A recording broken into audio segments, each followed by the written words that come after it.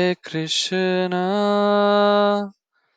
Krishna Krishna, Hare Hare, Hare Rama, Hare Rama, Rama Rama, Hare Hare, Hare Krishna, Hare Krishna, Krishna Krishna, Hare Hare, Hare Rama, Hare Rama, Rama Rama, Hare Hare, Hare Krishna, Hare Krishna, Krishna Krishna, Hare Hare, Hare Rama, Hare Rama, Rama Rama, Hare Hare, Hare Krishna, Krishna Krishna, Hare Hare, Hare Ram, Ram Ram, Hare Hare, Krishna, Krishna Krishna, Hare Hare, Hare Ram,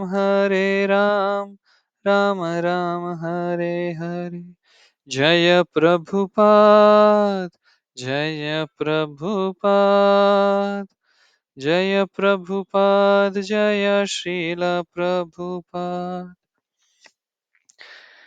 ॐ अज्ञानतिमिरन्दस्य ज्ञानाञ्जनशलाकया चक्षुरुन्मिलितं येन तस्मै श्रीगुरुवे नमः। श्रीचैतन्यमनोभीष्टं स्थापितं येन भूतले स्वयं रूप कदा मह्यं ददाति स्वपदान्तिकं। वन्देऽहं श्रीगुरो श्रीयुतः पदकमलं श्रीगुरुन् वैष्णवांश्च श्रीरूपं साग्रजातं सहगण रघुनाथान्वितं तं सजीवम् साद्वैतं सावधूतं परिजनसहितं कृष्णचैतन्यदेवं श्रीराधा कृष्णपादान् सहगणललिता श्रीविशाखान्वितांश्च नमः। ॐ विष्णुपादाय कृष्णपृष्ठाय भूतले श्रीमते भक्तिवेदान्त स्वामिन् इति नामिने। नमस्ते सारस्वते देवे गौरवाणी प्रचारिणे निर्विशेष शून्यवादी पाश्चात्य देशतारिणे। हे कृष्ण करुणा सिंधु दीनबंधु जगतपते गोपेश गोपिका कांत राधा कांत नमोस्तुते। तप्त कांचन गौरांगी राधे वृंदावनेश्वरी वृषभानुसुते देवी प्रणमामि हरिप्रिये। वाञ्छाकल्पतरुभ्यश्च कृपा सिन्धुभ्यैव च पतितानां पावनेभ्यो वैष्णवेभ्यो नमो नमः। जय श्री कृष्ण चैतन्य प्रभु नित्यानंद श्री अद्वैत गदाधर श्रीवास आदि गौर भक्त वृंद। हरे कृष्ण कृष्ण कृष्ण हरे हरे, हरे राम, राम राम हरे हरे। मुखं करोति वाचालं पंगुं लंघयते गिरिं यत्कृपातमहं वन्दे श्रीगुरो दीनतारिणं। गुरुवे गौरचन्द्राय राधिकाय तदालय कृष्णाय कृष्णभक्ताय तद्भक्ताय नमो नमः। सभी का स्वागत है आज के भगवत गीता सत्र पे। मुझे खुशी है कुछ लोग आज जुड़ पाए हैं क्योंकि अभी गणेश चतुर्थी का महा महोत्सव चल रहा है यहाँ पे। और महाराष्ट्र में जो गणपति फेस्टिवल होता है तो बहुत ही धूमधाम से मनाया जाता है। इन जनरल 5 से 6 दिन मनाते हैं लोग और घरों में तो 11 से 12 दिन तक वो विग्रह रखते हैं गणपति के और उसके बाद में उनको विसर्जित करते हैं। तो यहाँ कल यहाँ पे हमारे हर 100 मीटर पे या ये कह दूं हर 100 कदम पे पंडाल सजे हुए हैं और सब जगह गणपति को स्थापित किया गया है। तो इसलिए जितने लोग आए वो भी बहुत बढ़िया है, जितने भी आए उतने अच्छे फेस्टिवल के टाइम में। तो हम 3rd चैप्टर के 14 श्लोक से आज पढ़ेंगे। कोशिश करेंगे जितने ज्यादा श्लोक हम कवर कर सकें। ये चैप्टर तो पूरा करना आज टफ है क्योंकि इसमें बहुत सारे श्लोक हैं। लगभग इसमें अपन देखते हैं तो ये लगभग 30 के ऊपर श्लोक है इसमें, आई थिंक 43, 40 के ऊपर श्लोक है, 43 श्लोक है। तो देखते हैं एटलीस्ट हम अगर 20 श्लोक भी आज कवर कर सकें।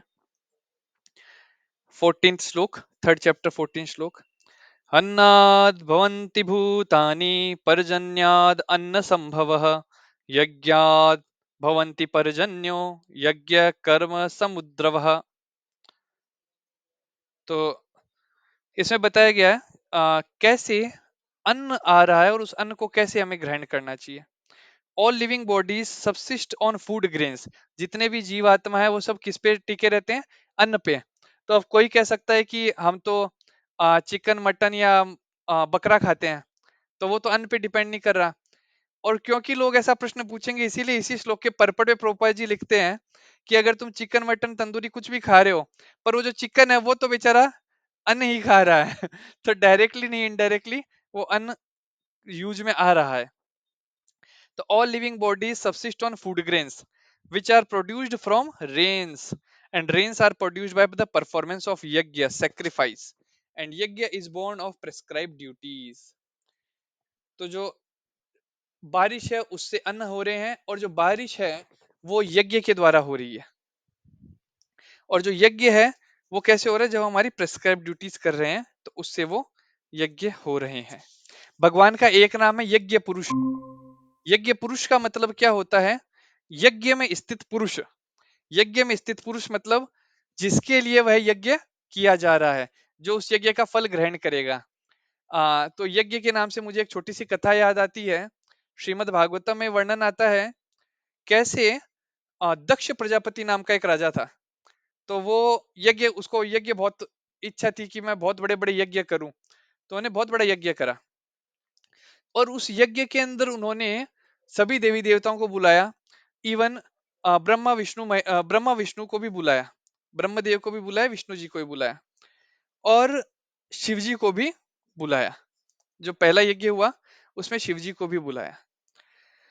अब उसमें क्या होता है, क्योंकि शिव जी जो है वो तो हमेशा भगवान के रूप पे, गुण लीला पे उसमें हम चिंतन करते रहते हैं।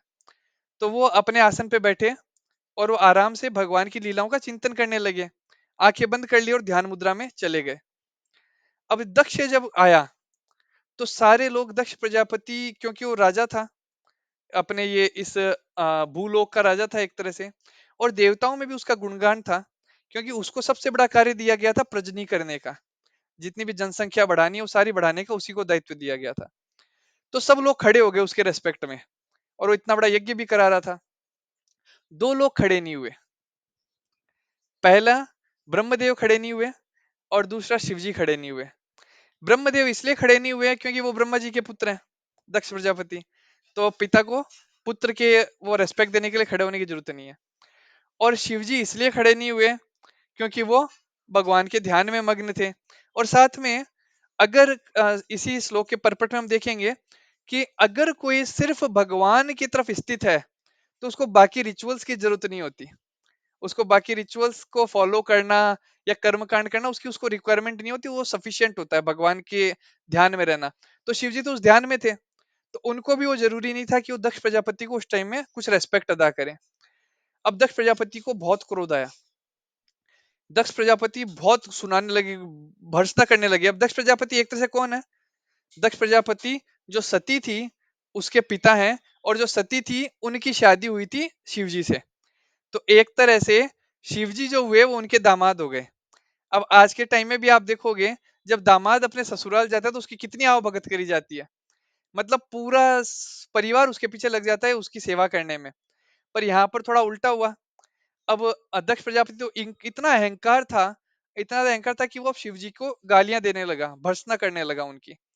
उनको बोलने लगा, तू नहाता भी नहीं है, तू अच्छे कपड़े भी नहीं पहनता, तू तो शमशान में रहता है, राख लगा के रहता है। इस तरह बहुत ज्यादा उनकी भर्त्सना करने लगी। और शिव जी क्योंकि वो ध्यान में थे भगवान के, उनको उतना कुछ उस पे फोकस ही नहीं गया कि वो इतनी भर्त्सना भी कर रहा है। वो अपना आराम से बैठे थे और वो भगवान के ऊपर चिंतन कर रहे थे। फिर बाद में आ, इतनी भर्त्सना होने के बाद में जो उसने एक श्राप दे दिया शिव जी को कि जो भी यज्ञ होंगे उसका फल तुझे नहीं मिलेगा। अब उनको लग रहा था कि शिव जी सिर्फ यज्ञ पे डिपेंडेंट है, पर ऐसा नहीं है, क्योंकि शिव जी जो हैं वो सदा शिव के अंश हैं, और सदा शिव जो हैं वो स्वयं महाविष्णु जो है वही सदा शिव है। मतलब the glance of lord is Sada Shiva, और भगवान क्या पूर्णम है तो उनके ग्लांस में और उनमें कोई अंतर नहीं है। तो सदा शिव के अंश हुए तो वो भी जीव तत्व नहीं है, वो शंभु तत्व है। तो जब वो जीव तत्व नहीं है तो उनको फर्क नहीं पड़ता, उनको यज्ञ मिल रहा है आहुतियां नहीं मिल रही। पर फिर क्या, शिव जी के जो सारे दूत थे वो क्रोध होने करने लगे, और वो वहां पे कोई एक्शन ना ले, दक्ष को मार ना दे, इसलिए क्या करा, शिव जी खड़े हुए और वो एरिया छोड़ के चले गए, और उनके साथ उनके जो दूत थे वो भी चले गए। फिर दूसरी बार इंसिडेंट होता है जब बहुत बड़ा यज्ञ होता है, और उसमें इनविटेशन भी नहीं देते वो शिव जी को, और उस टाइम जो सती थी वो पीछे पड़ जाती है उनके, शिव जी के, कि मेरे घर चलो। अपनों को थोड़ी इनविटेशन दिया जाता है, परिवार वालों को थोड़ी कोई बोलने की जरूरत होती है। शिव जी ने कहा देखो मुझे इनविटेशन आया नहीं है, अब जहाँ इनविटेशन ना आए और जहाँ प्यार ना मिले वहां नहीं जाना चाहिए, क्योंकि वहां जाओगे तो संबंध और बर्बाद हो जाते हैं। तो ये उन्होंने ज्ञान दिया पार्वती जी को, पर पार्वती जी बोली नहीं नहीं ऐसा नहीं है, वो कोई भूल गए होंगे या फिर, तो सोचने की बात है भी खुद की बेटी को कैसे कोई भूल सकता है। पर फिर भी सती जी को फिर लास्ट में शिव जी ने लास्ट तक ये कहा कि मेरी तरफ से तो ना है, बाकी तुम्हारी जो इच्छा है वो करो, एक तरह से है ना। मतलब वो सती जी ने सोचा कि मुझे बोल रहे हैं कि तुम्हारी जो इच्छा है करो, पर शिव जी ने तो कहा था कि नहीं जाना चाहिए। अब सती जाने को हुई तो फिर बोले मैं तो जा रही हूँ, तो बोले ठीक है फिर नंदी को साथ में लेके जाओ, और अपने कुछ लोगों को साथ में भेजा। अब वहां पे फिर जब वहां पे फिर से शिव जी के बारे में बहुत बुराई करी गई, जबकि शिव जी वहां थे भी नहीं, सती को भी बहुत सुनाया गया। तो शास्त्र बताता है कि चेस्ट लेडी जो होती है उसके गुण क्या है, या फिर इवन भक्तों के में बताया कि अगर किसी भक्त का अपराध किया जा रहा है तो वहां आपको क्या करना चाहिए, तो तीन एक्शन बताए गए हैं। या तो सामने वाले का वध कर दो, या उसकी जिह्वा काट दो, और दोनों नहीं कर सकते तो वो जगह छोड़ के चले जाओ, और या फिर खुद को खत्म कर लो। वो फाइनल जो कि इन जनरल नहीं करा जाता है। पर यहाँ सती जी के केस में एक कंडीशन लग गई थी। क्या कंडीशन लग गई थी, वो दक्ष को मार नहीं सकती थी क्योंकि वो उनके पिता थे, उनकी जीभ भी नहीं काट सकती थी, वो पिता थे। जा नहीं सकती थी क्योंकि अब जाएगी अगर, किस मुंह से जाएगी। अब वो अगर जाएगी और वहां पे अगर शिव जी ने कह दिया देखो मैंने पहले ही कहा था, तो अब उनके मायके की बदनामी हो जाएगी, वहां जाएगी और बोलेगी तो उन्होंने देखा कि एक साइड मेरे पति की बदनामी हो रही है, एक साइड मेरे मायके की बदनामी हो जाएगी। तो फिर सती ने क्या करा, उस यज्ञ में ही कूद गई जो यज्ञ वहां पे करा गया था। अब जैसे ही वो यज्ञ में कूदी, तो फिर जब शिवजी को वो मैसेज मिल गया तो शिवजी ने फिर एक राक्षस भेजा। उस राक्षस ने दक्ष का सिर धड़ से अलग कर दिया, और फिर शिवजी ने उसको एक बकरे का सिर दे दिया। तो उसी बकरे को कई लोग हलाल करते रहते हैं। तो इस तरह करके वो दक्ष की लीला आती है। तो वो यज्ञ से रिलेटेड, तो जब यज्ञ जो है वो भगवान की प्रसन्नता के लिए नहीं किया जाता, तो उस यज्ञ के इस तरह के फल होते हैं। अब यहाँ पे परपट में प्रोपा जी क्या लिखते हैं देखते हैं अपन। परपट प्रोपा जी लिखते हैं, when there is an epidemic disease an antiseptic vaccine protects a person from the attack of such an epidemic. तो कोविड के टाइम में कई लोग कई डायलॉग लिख रहे थे ना, इन महाराज ने इतने साल पहले भविष्यवाणी कर दी थी, इन महाराज ने 500 साल पहले लिख दिया था। तो वैसे हमारे प्रोपा जी ने भी 60 65 साल 70 साल पहले लिख दिया था, when there is an epidemic disease an antiseptic vaccine protects a person from the attack of such an epidemic. Similarly, अब उसके भी ऊपर दिया प्रभुपा जी ने तो, कि वो तो है ही पर उससे बेटर और क्या है। Similarly food offered to lord Vishnu and then taken by us makes us sufficiently resistant to the material affection, and one who is accustomed to this practice is called a devotee of the lord। तो जो आदमी ये practice रखता है कि जो खाए उसको भगवान को अर्पण करके खाए। कल परसों की बात है, मेरे को डॉक्टर चंचल बता रही थी कि डॉक्टर शुभम जो है आज वो नहीं आ पाए, फेस्टिवल में शायद बिजी हो गए होंगे। तो वो अभी जब भी खाना लेते हैं तो प्लेट को रख के 3 बार हरे कृष्ण मंत्र बोलते हैं और फिर उसको ग्रहण करते हैं। तो ये बहुत अच्छी हैबिट है ये, कि आप उसको अपने जीवन में धारण कर रहे हैं कि हाँ, कुछ भी खाने के पहले मैं एटलीस्ट भगवान को डायरेक्ट भोग नहीं लगा पा रहा विग्रह को, तो एटलीस्ट मन के द्वारा, मन में मैं भगवान का स्मरण करके उसको भोग को प्रसाद बना के ग्रहण करूं। The material world is full of contamination, and one who is immunised bye accepting prasadam of the Lord is saved from the attack, whereas one who does not do so becomes subjected to contamination. तो जो पूरी दुनिया है वो contaminated है, अब उसमें जब हम प्रसाद लेते हैं तो हम उस कंटेमिनेशन से बाहर आ जाते हैं। Therefore, ultimately, we have to depend on the production of the field and not on the production of big factories. अब ये वाला जो आ रहा है तो यहाँ पे प्रोपा जी उसके पहले बताते हैं कि human being who are accustomed to eating meat and flesh must also depend on the production of vegetation in order to eat the animal. तो अगर कोई कहता है कि हमें मांस मच्छी खानी है, तो वो मांस मच्छी खाने वाले जो जीव है जिनका मांस मच्छी खा रहे हो आप, वो जीव तो एटलीस्ट ग्रेन ही खा रहे हैं। और अगर सपोज आप शेर को काट के खा रहे हो और शेर मांस खा रहा है, तो शेर जिसको खा रहा है वो तो एटलीस्ट ग्रेन खा रहा है। तो at the end they are eating grain. Even Shrimad Bhagavatam में एक चैप्टर आता है, वहां प्रभुपाद जी बताते हैं कि पहले के जो भगवान ने जो सिस्टम बना के दिया दैट वाज परफेक्ट, हम लोगों ने उसको थोड़ा डिस्टर्ब करा। जैसे कि भगवान ने क्या दिया, खेत दिए, खेत में फसल उगाओ, और फसल को जोतने के लिए क्या दिया, बैल दिया, है ना।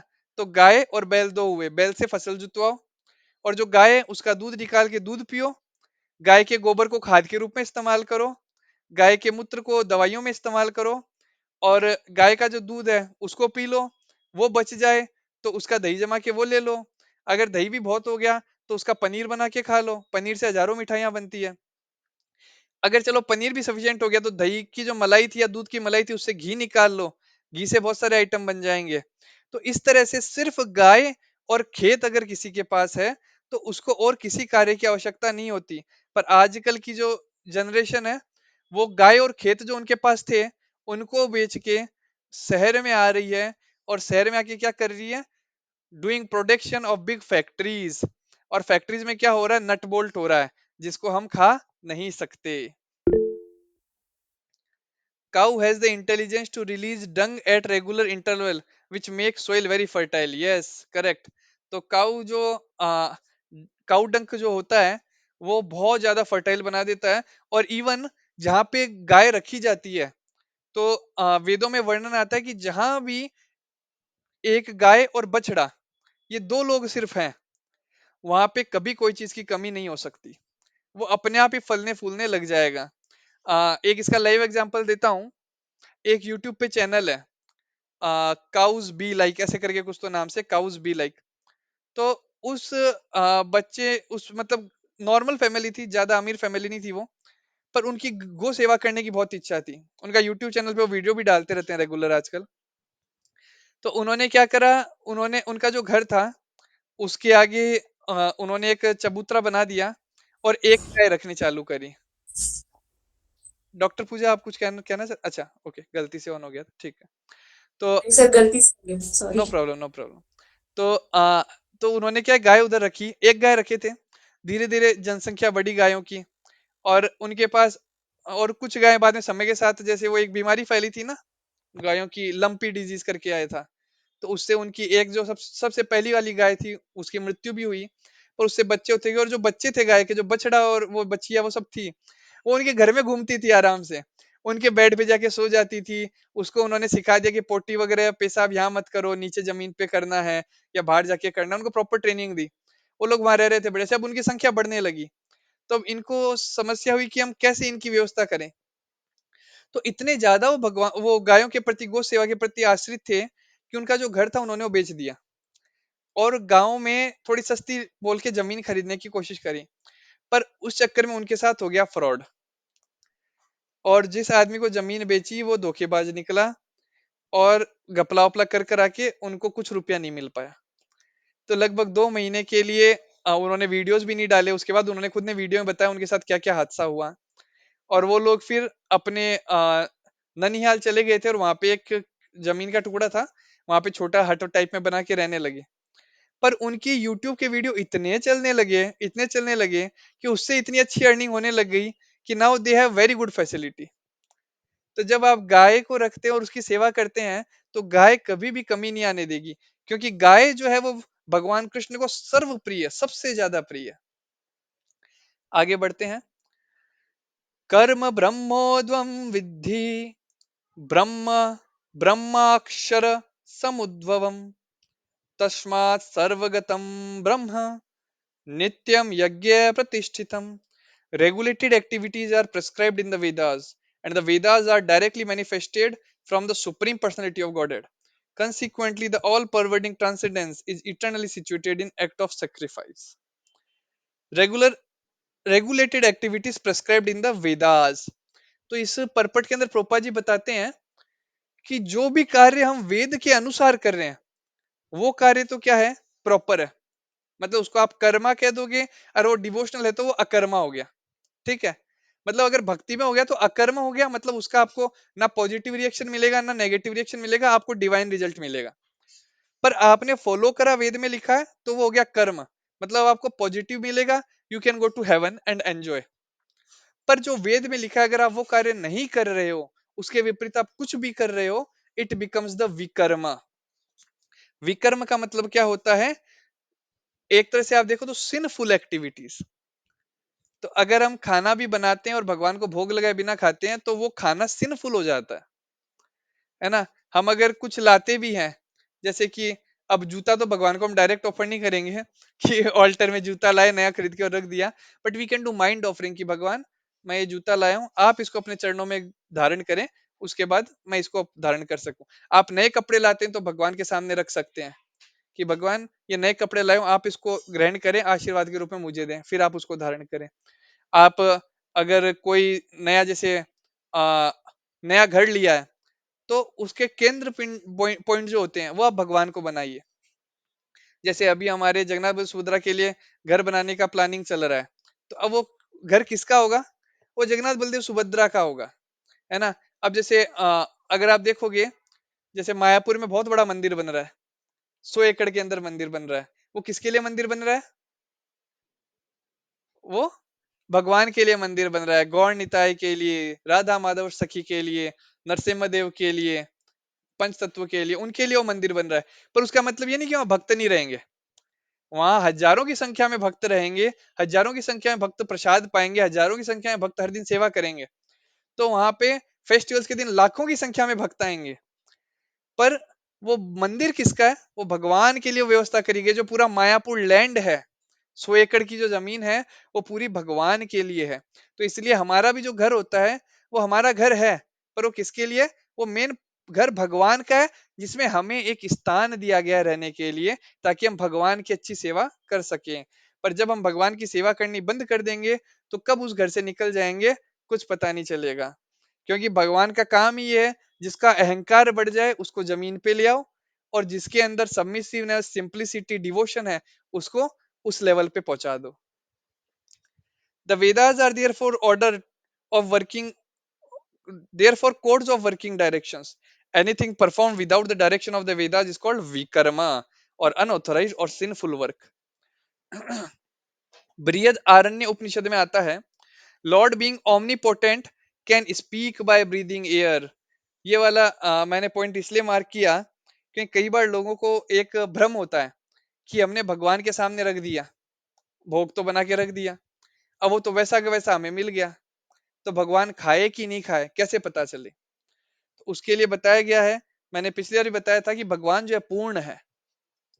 ओम पूर्णमदं पूर्णमिदं पूर्णात् पूर्णदमुच्यते पूर्णस्य पूर्णमादाय पूर्णमेवावशिष्यते। और भगवान जो है, उनके नाम से सब पवित्र भी हो जाता है। ओम अपवित्र पवित्रो वा सर्वावस्थां गतोऽपि वा यस्मरेत् पुंडरीकाक्ष सब अंतर बहिर्शुचिः। श्री विष्णु श्री विष्णु श्री विष्णु। तो जब भी हम भगवान विष्णु का मंत्र उच्चारण करते हैं, भगवान विष्णु का नाम लेते हैं, उससे ही हम प्यूरिफाई हो जाते हैं। और उसी तरह से जब भगवान का प्रसाद जो भोग है, वो भी प्यूरिफाई हो जाता है। तो यहाँ पे परपट में लिखा है कि भगवान जो है अपने सांस से भी बोल सकते हैं, भगवान जो है वो अपनी आंखों से भी खा सकते हैं, भगवान अपनी आंखों से इवन मैटेरियल नेचर को प्रेग्नेंट कर सकते हैं। मतलब भगवान जो अपना दृष्टिपात करते हैं, जिसे हम सदा शिव कहते हैं, तो उनसे जब प्रकृति का मिलन होता है तो ये सृष्टि की रचना होती है। तो ये सिर्फ भगवान की ग्लांस से होता है। ऐसा नहीं कि भगवान ईंट लाए, सीमेंट लाए और लगे हैं मजदूर की तरह पूरे दिन, और उनसे बाकी लोग पूछ रहे हैं प्रभु क्या कर रहे हो? अरे ब्रह्मांड बनाना है भाई, बहुत मेहनत का काम है। ऐसा नहीं है। उन्होंने बस अपनी आंखों से देखा और देखते ही पूरा ब्रह्मांड बन जाता है। आगे बढ़ते हैं। एवं प्रवर्तितं चक्रम नानुवर्त्य यति हया अध्यायुरिन्द्रिया रामो मोघम पार्थ सजीवितः।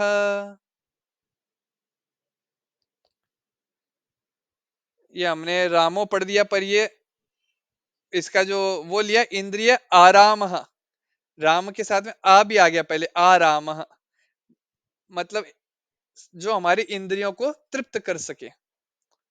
इसलिए राम का जो एक अर्थ है वो है जो हमारे को संतुष्टि प्रदान कर सके। तो यहाँ पे आराम मतलब हमारी इंद्रियों को तृप्त किया जा सके।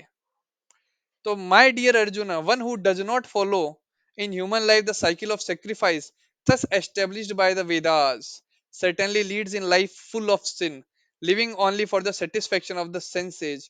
Such a person lives in vain. तो जो इंसान सिर्फ अपनी इंद्रियों को संतुष्ट करने की कोशिश कर रहा है वो संतुष्ट नहीं कर पाएगा। संतुष्ट क्यों नहीं कर पाएगा? क्योंकि इंद्रियां तभी संतुष्ट हो पाएगी जब उन इंद्रियों को भगवान की सेवा में लगाया जाए। पर वो कोशिश कर रहा है, वो just certainly leads life of what, full of sin, living only for satisfaction of the senses, such a person lives in vain. वो जी रहा क्यों है जैसे है ना, कई लोग जीने के लिए खाते हैं और कई लोग खाने के लिए जीते हैं। तो जो सिर्फ खाने के लिए जी रहा है, सिर्फ इंद्रियों को तृप्त करने की कोशिश कर रहा है, वो क्या है? Lives in when.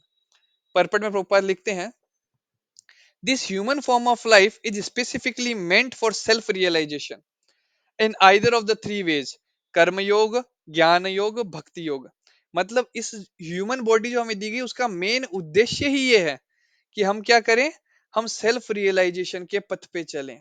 अगर हम उस पथ पे नहीं चल रहे हैं तो वो हमारा वेस्ट है, पूरा हमारा जीवन क्या है? वेस्ट है। Working hard and enjoy sense gratification that is condemned by lord. इसके लिए एक श्लोका आता है, आई थिंक गीता में आता है, भागवतम में, आई एम नॉट श्योर, पर उसके अंदर बताया गया प फ ब प वर्ग, प फ ब भ भ। तो प फ ब भ म।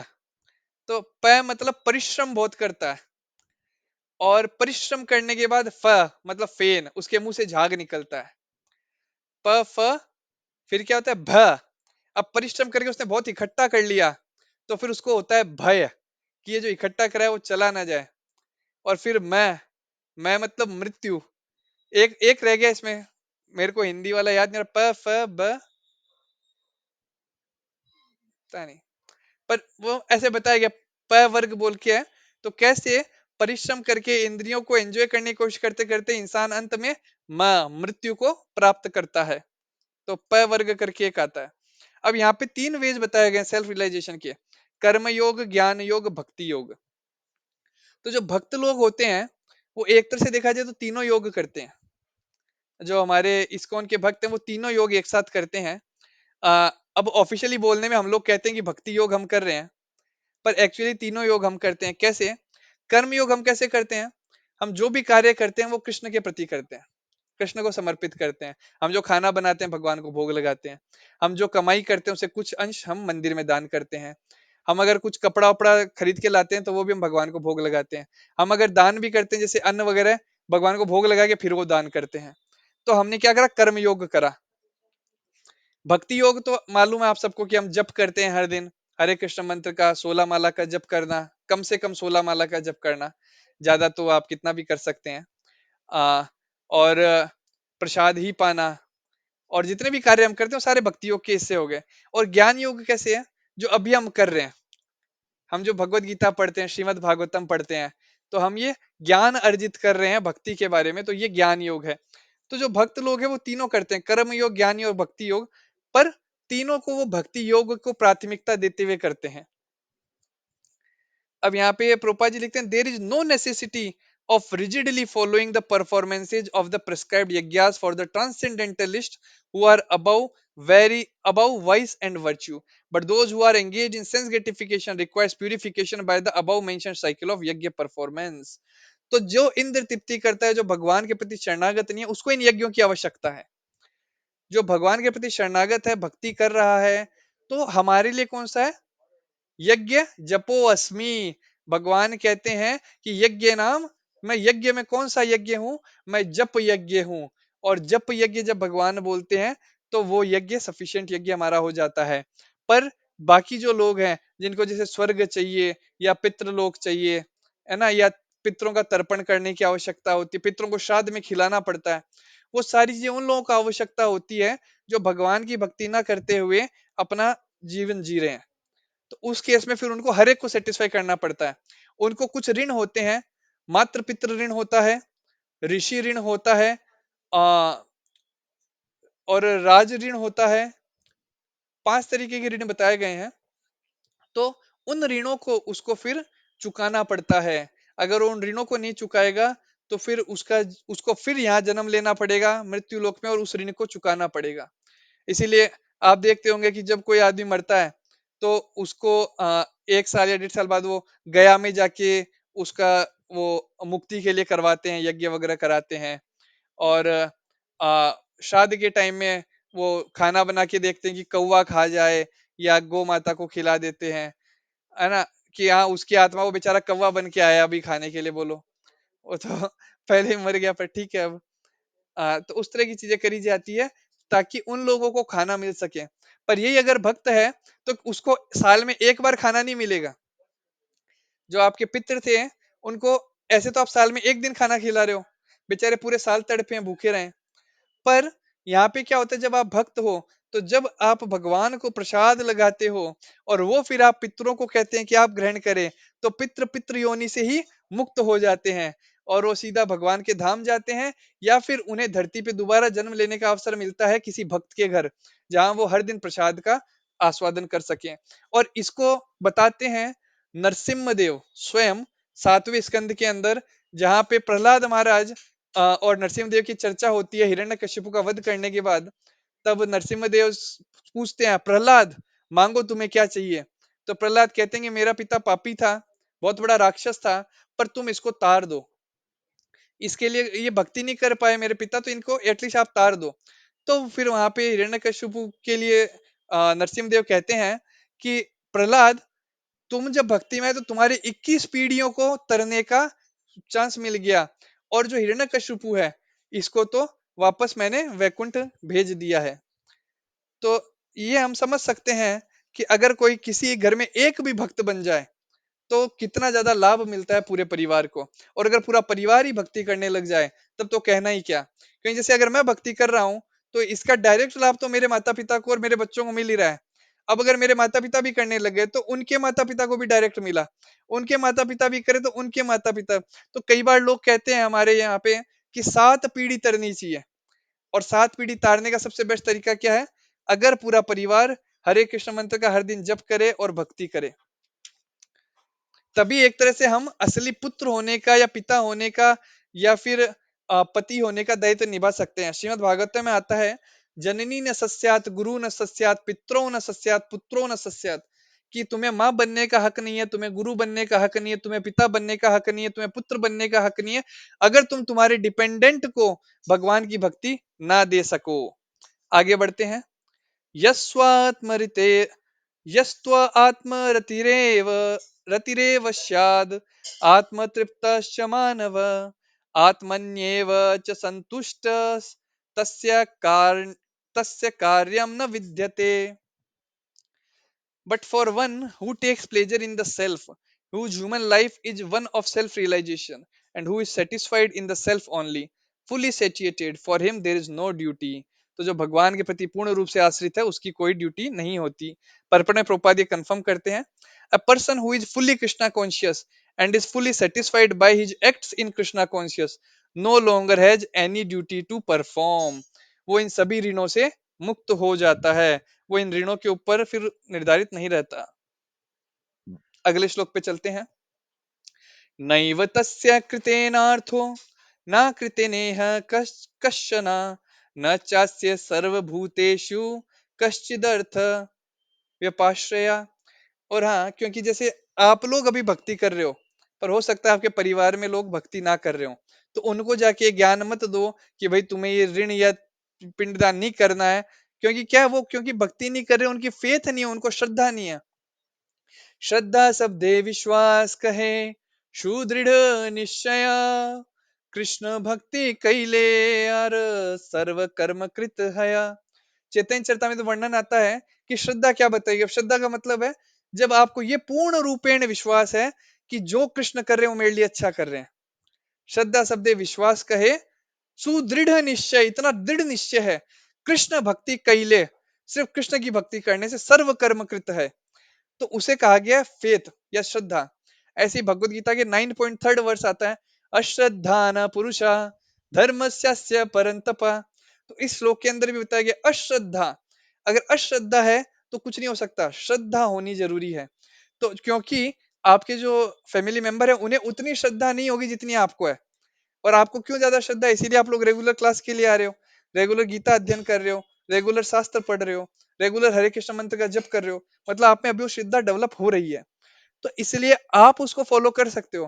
पर जो लोग अभी भक्ति नहीं कर रहे उन पे आप जब फोर्स करोगे ना, तो घर में फाइट हो जाएगी, और फाइट होने के बाद में आपकी भक्ति में भी बाधा डलेगी। या तो आप में इतना विश्वास होना चाहिए, आप इतना अच्छे से भक्ति करो कि आपकी भक्ति देख के घर वाले सुनने लग जाएं, है ना। और अगर उतनी अच्छे से भक्ति नहीं कर रहे तो फिर क्या करो, अपना मुंह बंद करके अपना जप करो। ठीक है। तो अब यहाँ पे आगे इसमें ट्रांसलेशन पढ़ते हैं। A self-realized man has no purpose to fulfill in the discharge of his prescribed duties, nor has he any reason not to perform such work, nor has he any need to depend on any other living being। ये एक तरह से श्रद्धा का example दिया जा रहा है कि जो एक भगवान के प्रति आश्रित भक्त है, उसके लिए क्या है, ना तो उसको ड्यूटीज से कोई मतलब है, nor has he any reason not to perform such work, वो चाहे तो कर सकता है, ना चाहे तो ना करे, वही वो बंधावा नहीं है। Nor has he any need to depend on any other living being, because he is depended on Krishna. Krishna राखी बे, तो अगर कृष्ण किसी को रखते हैं, बचाना चाहते हैं, तो उसका कोई कुछ नहीं बिगाड़ सकता। A Krishna conscious man does not take shelter of any person, man or demigod. Whatever he does in Krishna consciousness is sufficient in the discharge of his obligation। यहाँ पे एक बहुत इंपॉर्टेंट चीज लिखी क्या, कृष्णा कॉन्शियस जो आदमी होता है वो शेल्टर नहीं लेता किसी की भी, पर इसका मतलब ये नहीं कि वो रेस्पेक्ट नहीं देता, है ना। यहाँ लिखा है कि हम किसी की भी शेल्टर नहीं लेते अदर देन कृष्णा, पर रेस्पेक्ट हम देंगे। जैसे कि आज अभी गणपति महोत्सव है, तो हम गणपति की शेल्टर नहीं लेंगे, पर हम रेस्पेक्ट देंगे। क्यों रेस्पेक्ट देंगे गणपति को, उसके पीछे एक कारण है। इसको भक्ति रसामृत सिंधु के अंदर बताया गया है कि कोई भी अगर आप भगवान की पूजा इवन डीटी वर्शिप भी कर रहे हो, तो उसके पहले you are suppose to worship Ganesha, आपको गणेश की पूजा करनी चाहिए।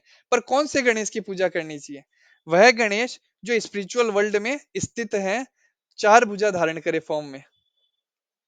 इसलिए जो भी वैष्णव यज्ञ आप देखेंगे, तो उसमें शंख चक्र गदा पद्म चार तो स्थापित किए जाते हैं, साथ में एक गणपति भी स्थापित किए जाते हैं। एक कलश के अंदर में पान के पत्ते डाल के, ऊपर में जो नारियल होता है वो रख के, उसमें जो स्पिरिचुअल वाले गणपति हैं उनका आह्वान किया जाता है कि आप इसमें आओ, क्योंकि आप भगवान के प्योर डिवोटी हो। तो एक तो वो रीजन है। दूसरा रीजन क्या है, गणपति की कृपा से बहुत कुछ हम लोगों को मिला है। पहला, जो हमें जो स्क्रिप्चर्स मिले हैं वो गणपति की कृपा से मिले हैं। एक लीला आती है, व्यासदेव को आदेश मिलता है कि आप स्क्रिप्चर्स लिखो, और व्यासदेव बोलते हैं कि मैं तो बोल दूंगा, लिखना भी होगा तो उतना मेरे पास टाइम ही नहीं है।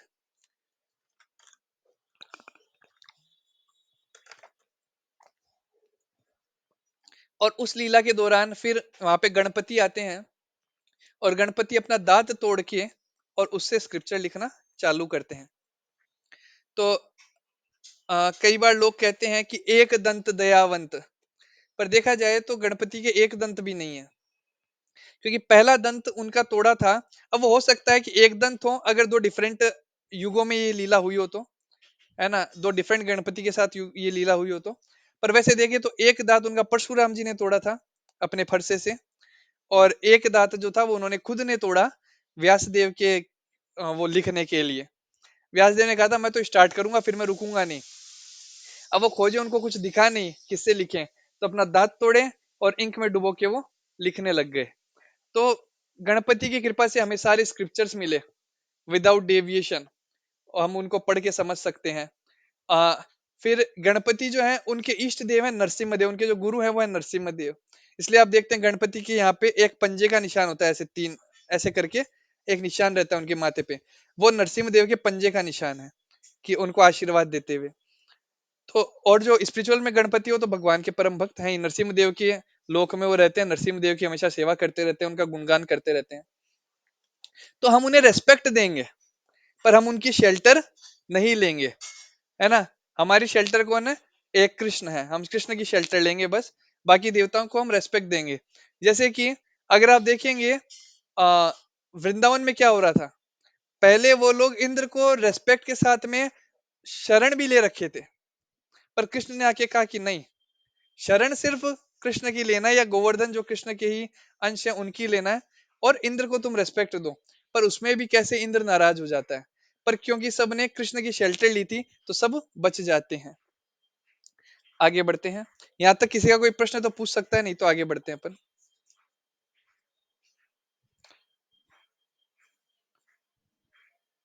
तस्माद शक्तः सततम कार्यम कर्म समाचर, असक्तो है आचरण कर्म परम आपनोति पुरुषः। Therefore, without being attached to the fruits of activities, one should act as a matter of duty. For by working without attachment, one attains the supreme. अब मैटर ऑफ ड्यूटी का मतलब ये नहीं होता है कि आ, जैसे मैं अब गृहस्थ आश्रम में हूँ, है ना, तो अब मैं अगर यही फिलोसॉफी अलग तरह से लेना चाहूँ तो मैं क्या कहूंगा, भगवत गीता में लिखा है क्योंकि मैं भक्ति कर रहा हूं तो मैं जिम्मेदारियों से मुक्त हूं। तो क्या मुझे कमाने की जरूरत है? नहीं। क्या मुझे अपने घर बनाने के लिए कुछ रुपया पैसा इकट्ठा करना चाहिए? नहीं। क्या मुझे कपड़े खरीदने चाहिए? नहीं। नागा बाबा बन के घूमो एक लंगोटी पहन के बस, है ना। क्या मुझे खाने के लिए अन्न चाहिए? नहीं। भिक्षा मांग के जीवन जी लो।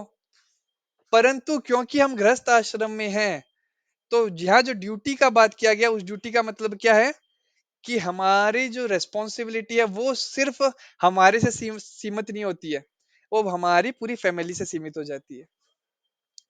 तो मैं हो सकता है कि मैं बिना कमाए जीवन जी लूं, भीख मांग के जीवन जी लूं, पर क्योंकि मेरे साथ डिपेंडेंट भी कुछ लोग हैं, जैसे कि मेरी वाइफ या बच्चे, पेरेंट्स, इसलिए मुझे कमाना जरूरी है।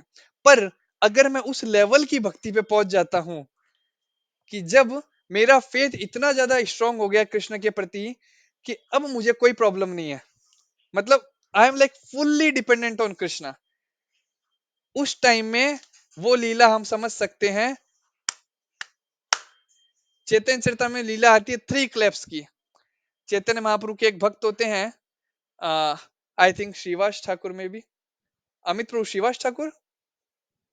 प्रभु जी मुझे ये वाली याद नहीं आ रही थी। ओके, तो मेरे को नाम याद शायद श्रीवास ठाकुर होते हैं, बट ठीक है, जो भी डिवोटी होते हैं वो एक, तो उनके लिए दूसरे भक्त कहते हैं चैतन्य महाप्रभु को कि महाप्रभु ये गृहस्थ हैं पर ये उतना ज्यादा ध्यान नहीं दे पा रहे अपने फैमिली पे।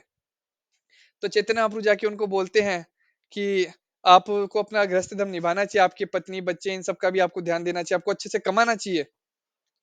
तो वो कहते हैं कि मुझे प्रभु आप पे इतना भरोसा है कि मैं सिर्फ तीन ताली, अगर घर में अभी तो कमी है नहीं, पर अगर कमी होगी मैं तीन बार ताली बजाऊंगा, एक, दो, तीन। अगर तीन ताली बजाने तक घर में कुछ कमी पूरी नहीं हुई तो मैं अपने प्राण त्याग दूंगा आपको याद करते हुए, मुझे इतना भरोसा है कि कमी होगी ही नहीं। तो चैतन्य महाप्रभु फिर उन्हें वरदान देते हैं कि चिंता ही मत करो, कभी कमी नहीं होने दूंगा, तुम्हें तीन ताली क्या एक ताली बजाने की जरूरत भी नहीं पड़ेगी। तो अगर उतना भरोसा है हमें कि हाँ, everything is done by Krishna and we are fully surrender to Krishna, उस केस में वो गृहस्थ डिटैच हो सकता है। पर अगर हमें उतना भरोसा नहीं है, जैसे कई बार मैं देखता हूँ कई लोग कहते हैं कि भगवान चाहेंगे, भगवान बुलाना नहीं चाहते थे इसलिए हम धाम नहीं जा पाए। अरे नहीं, भगवान ने क्योंकि किसी भक्त के द्वारा आपको बुलवाया ये कि आप धाम जाओ या आप यात्रा में जाओ, मतलब क्या हुआ, भगवान चाहते हैं कि आप जाओ। फिर वो चाह कौन नहीं रहा है? वो हम नहीं चाह रहे, हमारा मन नहीं चाह रहा है ना। तो इसलिए कई बार लोग क्या है, ऐसे दिखाते हैं कि उन्हें बहुत ज्यादा फेथ है भगवान के ऊपर, वो भगवान पे पूर्ण रूपेण आश्रित है, पर रियल में वो आश्रित नहीं है। उनको थोड़ा सा नुकसान लग जाएगा, थोड़ा सा घर में विपदा आन पड़ेगी, तो इमीडिएटली क्या होता है, भगवान उनके चेंज हो जाते हैं। मैं एक जने से मिला था ट्रेन में जाते टाइम में, तो वो पूजा करते थे किसी पर्टिकुलर एक्स देवता की, और पूजा करते हैं, तो फिर मैंने ऐसे ही डिस्कस करते, मैंने बोला कि मैं ऐसे बता रहा था, तो मैंने एक किसी वाई देवता के बारे में उन्हें बोला। बोले नहीं नहीं नहीं नहीं, हम उनकी पूजा नहीं करेंगे। बोला क्यों? बोले अरे मैं पहले पूजा करता था, मेरा बेटा था, उसका एक्सीडेंट में मौत हो गया। तो मैंने कहा तुम्हें ये कैसे पता कि उसकी पूजा करने के कारण उसका एक्सीडेंट में मौत हुआ? तो बोले नहीं, अगर वो होता अगर वो होता तो क्या मेरा बेटा मरता? तो दिस इज व्हाट फूलिशनेस, इसे फूलिशनेस कहते हैं। ऐसा नहीं है कि कोई आदमी कभी मरेगा ही नहीं, सब अपने कर्म के अनुसार एक दिन तो मृत्यु को प्राप्त करेंगे। पर अब वहां क्या हो रहा है केस, उसकी फेथ ना तो उस देवता में प्रॉपर थी, इसीलिए उसको छोड़ दिया, और अब जिसके पास गया उसके ऊपर भी प्रॉपर फेथ नहीं है। अगर सपोज इसने बिजनेस में घाटा लग गया थोड़ा सा, तो इसको छोड़ के तीसरे के पास जाएगा। और वैसे अपने पास ऑप्शन भी बहुत है ना, 36 करोड़ या 36 कोटि बोलते हैं, कई जगह इसका दो दो मीनिंग दिया हुआ है। एक जगह बोला गया 36 करोड़ देवी देवता, एक जगह बोला गया 36 कोटि। 36 कोटि मतलब 36 तरीके के देवी देवता। तो what ever, but thing is, अगर 36 कोटि में तो वो भी बहुत ऑप्शन है, 36 ऑप्शन है, और 36 करोड़ है तो वो भी बहुत सारे ऑप्शन है। तो इसलिए कमी नहीं है हमारे पास में। स्विच करते रहो बस। पर कृष्ण की भक्ति जो करता है उसके पास, बेचारे के पास ऑप्शन ही नहीं है। एक ही है कृष्ण बस। तो आगे चलते हैं। कर्मणेव हि संसिद्धिम आस्तित जनकादय लोक संग्रहम एवापि समपश्यन् कर्तुमर्हसि। Kings such as Janaka attained perfection solely by performance of prescribed duties. Therefore, just for the sake of educating the people in general, you should perform your work. और ये भी एक चीज है, प्रोपा जी बहुत इस बारे में बोलते थे कि devotee should be like a gentleman. अगर आप भक्त का जीवन जी रहे हो तो आपको एक प्रॉपर जीवन जीना जरूरी है। जैसे कि बाहर के लोग जब देखेंगे कि ये भक्त है, और वो देखेंगे कि हम कितना अच्छा आचरण कर रहे हैं, तो उससे वो भी भक्ति के प्रति आश्रित हो जाएंगे। मुझे याद आ रहा है, मैं एक बार ट्रेवल कर रहा था, और मैं और मेरी वाइफ, हम दोनों ट्रेवल कर रहे थे। हम लोग कृष्णा नगर उत्तर के लिए ट्रेन पकड़ी थी हमने, कोलकाता से मायापुर धाम हम जा रहे थे। अब वहां पे एक चाय वाला था, उसने अपनी चाय की केतली रखी, और बाय मिस्टेक मेरा पाँव उस केतली के थोड़ा टच हो गया और केतली हिल गई। और केतली हिली तो मैंने उसको हाथ लगा के रोका, और मैंने उसको भी सॉरी बोला, क्योंकि उसके तो वो जीविका है उसकी एक तरह से। तो मैं उसके लिए उसको बोला सॉरी, गलती से लग गया। पर वो बहुत ज्यादा चिल्लाने लगा, तो मैंने पूरा झुक के उसको माफी मांगी, मेरे से गलती हो गई, माफ कर दीजिए, गलतियों की माफी मांग भी रहा हूँ आपसे। फिर मैं जाके बैठा, वो और जोश में आया, और इस तरह से आया कि वो मेरे को पीट ही देगा अभी। बहुत गुस्से में क्रोध में आके मेरे पास आया। अब इधर चार पांच जो भक्त नहीं थे, मतलब जो बाकी अपने नॉर्मल लोग थे, पैंट शर्ट वगैरह पहने हुए लोग थे, जॉब वगैरह पे जा रहे होंगे, आ रहे होंगे, उन्होंने देखी मेरी प्रक्रिया कि मैंने कैसे उसको माफी मांगी, उसको सॉरी भी बोला, पर फिर भी वो बहुत क्रोध दिखा रहा था। और मेरा भी इच्छा नहीं था कि मैं उससे लड़ूं, क्योंकि उतनी बड़ी गलती भी नहीं थी, और छोटी गलती थी, मैंने माफी मांग ली थी। पर तब क्या होता है, लगभग 5-6 लोग मेरे सपोर्ट में खड़े हो गए और उसको सुनाने लगे, तो मेरे को लिटरली फिर उनको भी शांत करना पड़ा, उसको भी शांत करना पड़ा। तो अगर हम अपनी प्रेस्क्राइब ड्यूटी करते हैं, तो उससे क्या है, जो वो एक सपोर्ट मिलना है वो भी हमें मिलेगा, लोगों पे एक इंप्रेशन पड़ेगा। और वो पर्सन जो था, वो लास्ट तक जब तक हमारा डेस्टिनेशन नहीं आया, तब तक मेरे से कृष्ण के बारे में पूछ रहा था, आप कैसे भक्ति कह रहे थे। बोले इतना टॉलरेंस तो मैंने देखा नहीं। तो मैंने भी उसको ये बोला कि आज से 5 साल पहले मुझ में भी ये टॉलरेंस नहीं दिखता है, पर क्योंकि ये भक्ति करने लगे हैं, तो वो गुरु की कृपा से, कृष्ण की कृपा से, वो टॉलरेंस धीरे धीरे जीवन में आने लग जाता है। पीपल इन जनरल, यहाँ पे लिखा है, lord Krishna and Arjun are the lord's eternal friend, had no need to fight in the battle of Kurukshetra, but they fought to teach people in general that violence is also necessary in a situation where good arguments fails. Before the battle of Kurukshetra, every effort was made to avoid the war even by the supreme personality of Godhead. युद्ध होने के पहले भगवान ने बहुत कोशिश करी। भगवान का एक बहुत ही वो फेमस लीला आता है जब वो जाते हैं शांति दूत बन के और कहते हैं कि पांडवों को तुम बस 5 गांव दे दो। और 5 गांव तो दुर्योधन कहता है 5 गांव क्या, मैं उन्हें सुई की नोक जितनी जमीन भी नहीं दूंगा। और बाद में वो कृष्ण को ही कहता है कि बंदी बनाने के लिए अपने सैनिकों को कहता है कि बंदी बना लो इस ग्वाले को। और तब भगवान विश्व रूप दिखाते हैं, पर वो अहंकार में इतना अंधा था कि विश्व रूप दर्शन होने के बाद भी वो ये सोचता है कि ये छलिया कृष्ण कुछ माया दिखा गया। और उस विश्व रूप को देखते टाइम में जब भीष्म पितामह ने देखा तो जो धृतराष्ट्र थे वो भगवान से प्रार्थना करते हैं कि प्रभु मुझे एक बार बस आंखें दे दो, मैं विश्व रूप देखना चाहता हूँ। और तब भगवान की कृपा से वो भी विश्व रूप का दर्शन कर पाते हैं। आगे पढ़ते हैं। यद्याचरति श्रेष्ठास्तत्तद् एवतरो जनः, यद यद आचरति श्रेष्ठास्तत्तद् एवेतरो जनः, यह यत् प्रमाणम कुरुते लोकस्तद् अनुवर्तते। जिस प्रकार का आचरण इंपॉर्टेंट पीपल जो सोसाइटी के वो फॉलो करेंगे, उनको देख के वैसा ही आचरण बाकी लोग भी फॉलो करेंगे। अब यहाँ जब आचरण की बात होती है तो ये आचरण का मतलब है कि एक होता है दिखावा करना, एक होता है असली में आचरण करना। यहाँ असली आचरण की बात हो रही है। दिखावा वाले आचरण अभी मार्केट में बहुत चल रहे हैं, जैसे कि कई एक्टर एक्ट्रेसेस हैं जो कि एडवर्टाइजमेंट करते हैं और उसके अंदर कहते हैं आप ये आइसक्रीम खाओ, आप ये ऑयल फ्राइड चिप्स खाओ और आप ये चॉकलेट खाओ। दीज और बोलते हैं ये आप चॉकलेट खाओगे तो आपको एनर्जी मिलेगी, या आप इस तरह की कोल्ड ड्रिंक पियोगे तो आप एक पहाड़ से दूसरे पहाड़ तक छलांग लगा के जा सकते हो। इस तरह के वो लोग एडवर्टाइजमेंट करते हैं और उसको देख के बेवकूफ जनता क्या करती है, वो खरीद लेती है। और फिर इन्हीं लोगों के जब आप इंटरव्यू सुनते हो और उसमें कोई क्वेश्चन पूछ लेता है कि सर आप शुगर कितना लेते हो या मैडम आप शुगर कितना लेती हो, तो कहते हैं शुगर नहीं नहीं नहीं नहीं नहीं, शुगर तो टच ही नहीं करना चाहिए, it's too dangerous for body. Sugar लेने से इतना स्पाइक होता है, ये होता है, माय लॉर्ड। तो वो लोग कहते हैं आई नेवर टच शुगर। और वहां पे एड में क्या दिखा रहे हैं, ऐसे कंटेंट का पब्लिसिटी कर रहे हैं जिसमें 60%, 70%, इवन 80% शुगर है। अगर आप देखेंगे कोल्ड ड्रिंक की बोतल वो क्या है, वो शुगर का पानी ही है और कुछ नहीं है।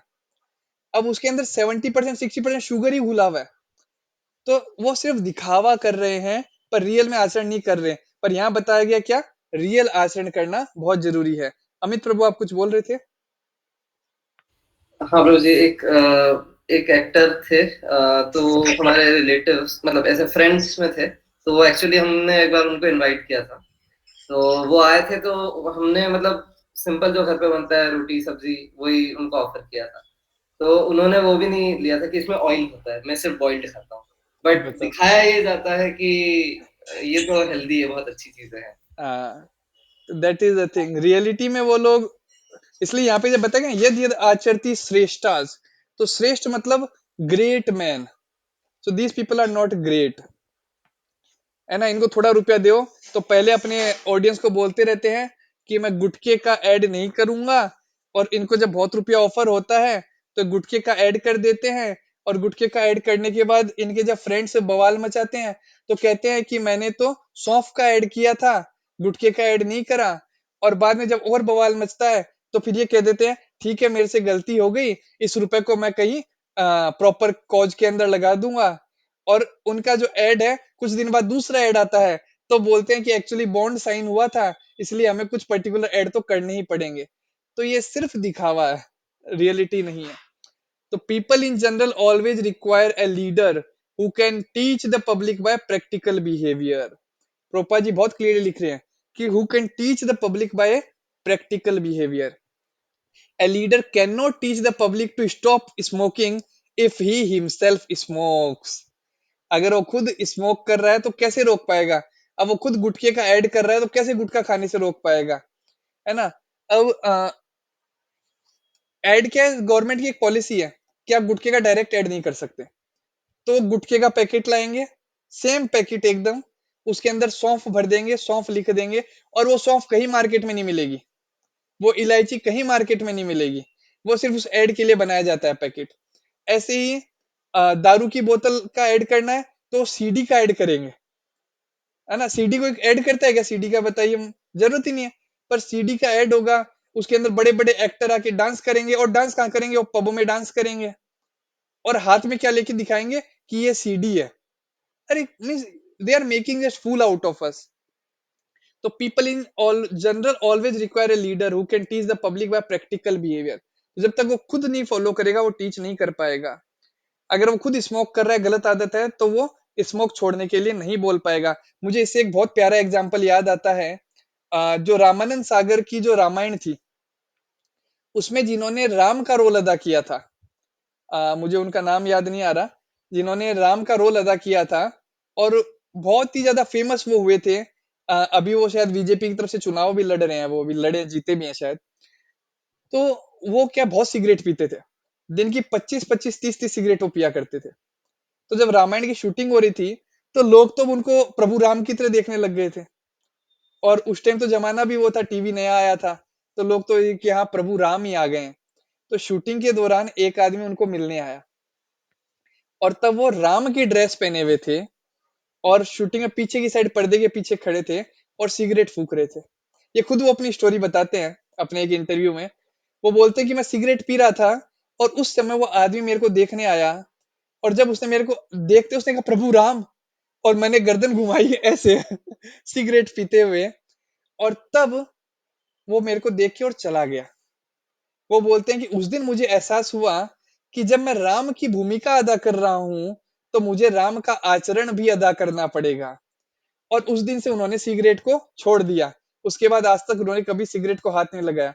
तो इसे कहते हैं कि जो हम कहते हैं ना कि आचरण करने वाला, वो ये गुण होने चाहिए कि वो जानता है कि हाँ मेरे द्वारा जनता कितनी प्रभावित हो सकती है, तो इसलिए मुझे वो कार्य नहीं करना चाहिए।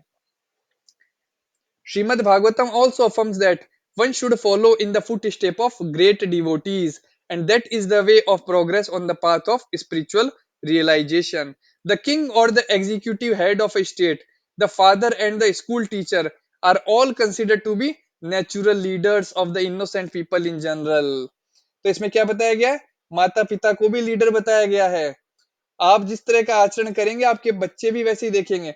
अगर आप लोग हर बात पे झूठ बोलते हैं तो आपके बच्चे क्या बोलना सीख जाएंगे, झूठ बोलना अपने आप सीख जाएंगे। एक कथा आती है, एक माता थी, उसका जो बच्चा था वो एक दिन रबड़ चुरा के ले आया। तो उस दिन उसकी माँ ने उसको डांटा नहीं, पनिशमेंट नहीं दिया। फिर वो पेंसिल लेके आया, शार्पनर लेके आया, पूरा बॉक्स लेके आ गया। धीरे धीरे वो बहुत प्रख्यात चोर बन गया।